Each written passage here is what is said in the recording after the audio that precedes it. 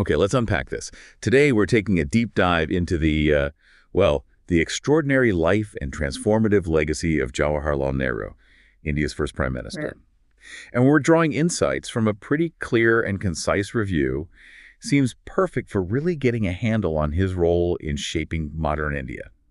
Yeah, and what's really fascinating, I think, is how this one source manages to distill so much: his vision, his leadership style, his sheer dedication to actually building the nation. Right. So our mission really is to pull out the key nuggets. We're covering his whole journey, basically from birth in 1889 right through to his passing in 64, to really try and grasp his influence. And you'll discover some interesting bits like why he was so loved by children and also the fundamental beliefs that really guided him as a leader. Pretty transformative stuff. Definitely. So maybe we should start, well, at the beginning. Before independence, Nehru wasn't just involved in the freedom struggle, was he? The source makes him sound like a really central figure. Oh, absolutely central. Indispensable, really. The review underscores his very close association with Mahatma Gandhi, and his role within the Indian National Congress was pivotal. So more than just politics. Much more. It was a real partnership, shaping the whole direction of the movement. The insight here is how he sort of translated Gandhi's, let's say, moral vision into practical political strategy, rallying people. Okay. And then independence happens, 1947.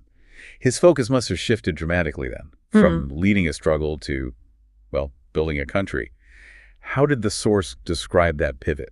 Yeah, that's exactly where his own vision really comes into play. After 47, developing India became the absolute priority. The source points clearly to his dedication to things like industrialization. Right, big project. Exactly. Setting up institutions like the IITs, championing science, education across the board. It wasn't just about basic infrastructure. It was this belief that for a post-colonial state to be truly sovereign, it needed its own scientific and industrial power. A forward-looking strategy, then, for self-reliance. Precisely. Very much about the future.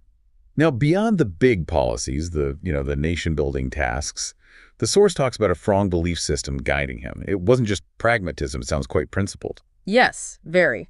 And the source does a good job unpacking those core ideas: democracy, secularism, and his particular kind of socialism. Okay, so what did those actually mean in practice for the new India? Well, democracy for him meant universal adult suffrage right from the start, which was, pretty bold for a new nation, especially one with widespread illiteracy at the time. A big step. Huge. And secularism was fundamental, ensuring the state stayed neutral with all of India's religious diversity, a very deliberate choice after the trauma of partition.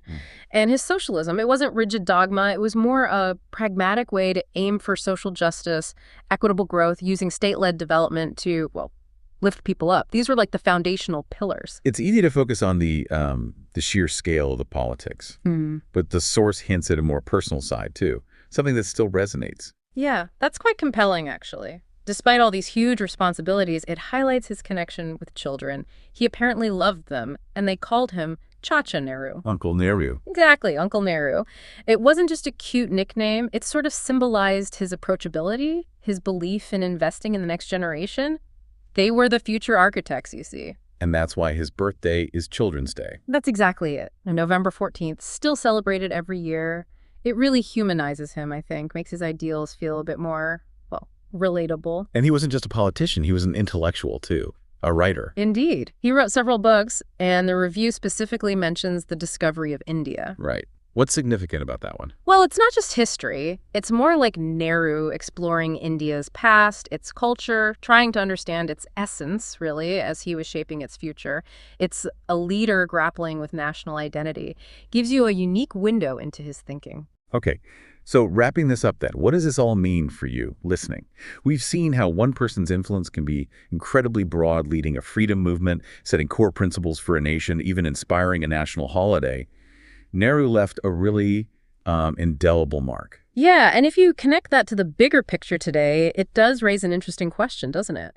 How do those foundational principles, the institutions set up by leaders like Nehru, how do they continue to resonate? Or maybe even challenge modern nations, particularly very diverse ones, facing today's complex global issues? It's definitely a potent reminder, isn't it? The power of vision, intellect, and maybe sheer will in nation building. A complex legacy, and certainly something for you to mull over until our next deep dive.